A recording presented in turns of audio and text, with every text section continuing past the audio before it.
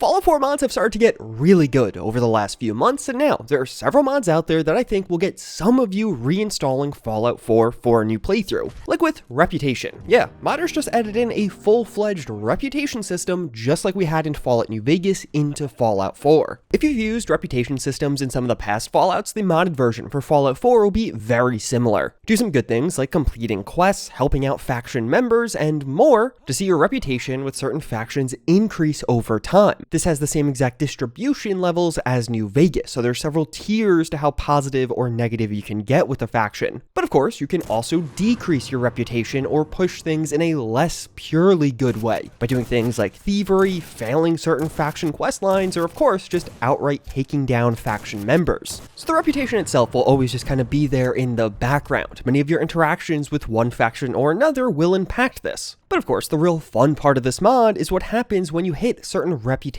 milestones, whether that be positive or negative. This is really well implemented, so you can see your faction reputation represented on locations, just like in past games, but there's also going to be a new Pip-Boy tab added that does feature custom icons for the reputation of all of the eligible factions. And quite a few factions do work with this system already. At lower levels of positive reputation, you'll mostly just get better prices from faction vendors, and this can skew negatively as well, so things will either be more expensive or less expensive depending on your current standing with that faction, which will be one of the first things you feel. And some of these price changes can actually have a pretty large impact on the overall paying price. As your reputation drives higher, you'll get further benefits, factions will open up supply crates to you, and even have members come up to you thanking you and providing faction-relevant gifts. You're a beacon in this community, and those members will begin to recognize that and actively appreciate you for that. But on the flip side, if you piss off factions, they will now actively hunt you down. This will really come in two forms. You can either get dedicated hit squads, just like in Fallout New Vegas, and these guys will chase you down specifically, but thankfully at lower levels of negative affinity, faction patrols will simply attack you on sight. So it's not really a hit squad per se, but just a patrol that happens to see you and will begin attacking you. And depending on when this comes into play, it can definitely have a major impact on your experience in Fallout 4. Having a bunch of Brotherhood power-armored enemies coming to deal with you can be devastating, particularly on higher difficulties, to the point where it may genuinely be worth it to not anger a certain faction until you can deal with the hit squads they'll send. But of course, at the highest level of idolization, you'll unlock some of the most powerful rewards with new perks you can get from factions. I got this one from the Minutemen, which will give me bonus damage and a healing aura while I'm fighting in my settlements. Each of the factions has a special perk like this, and overall, this mod is just awesome. It makes your factional alignments a much larger part of Fallout 4 in the interim. It's not just what ending you can do or who you're going to beat the game with. And this mod will have a surprisingly large impact on your decision-making process in the early to mid-game. If you're spending a ton of time around Diamond City, it will genuinely make sense to do some of those side quests for them to up your faction benefits. Conversely, these hit squads can be absolutely brutal, and with the Institute and Brotherhood of Steel in particular, the hit squads could end up being such a challenge that it can be genuinely disincentivizing to angering those factions against you. Overall, this is a fantastic mod that'll definitely be a mainstay in many load orders for a long time to come, but there is another mod that I think just about all of you watching should download, and that is the Commonwealth Encounter Pack. This implements 290 additional random encounters into Fallout 4, which is even more than the base game shipped with. Random encounters are those random scenes you stumble upon while exploring. It could just be two groups of people fighting against one another, or something even a bit stranger. Fallout 4 has quite a few curious and interesting random encounters, and this mod will basically just add in a ton more, some of which are going to be really fun. You walk into some very dark stuff with this mod, like a skeleton upside down in a cage with a dog bowl at the bottom. Yeah, don't spend too much time thinking about what's going on there. There are treasure versions, so you could find a corpse with a note that will lead you to a deceased raider stash. In this case, I get a nicely upgraded late-game weapon via this treasure quest. And yes, you're seeing the same locations over and over because that was the easiest way to film this. I mean, hey, cut me some slack. These are meant to be random encounters. It took literal hours to get these clips. There's a ton of really unique stuff with the raiders of Fallout 4. With this mod, I stumbled upon a little raider funeral that was going on, and sadly, I did have to crash that one. Or even these raiders who invested all of their caps into a great turret defense, but then ended up dying still being protected protected by their turrets. And one of my personal favorites, you could even stumble upon a corpse that is actually a gunner ambush, as 4 gunners will then pop out to try and take you down as you go to loot the corpse. This is one of those mods that you throw in the background of Fallout 4 and it'll continue to pay dividends over the entire game, making some of these random encounters more unique, more notable, or sometimes just completely novel. Lots of us have hundreds to thousands of hours in Fallout 4, and being able to encounter some completely new things while you're exploring the familiar Commonwealth makes this mod a must-download for me. Plus, some of these new random encounters are genuinely quite funny. But do you want some free food? Since you watched this video, I want to hook you up. That with the help of today's video sponsor, HelloFresh, who's running a phenomenal deal right now.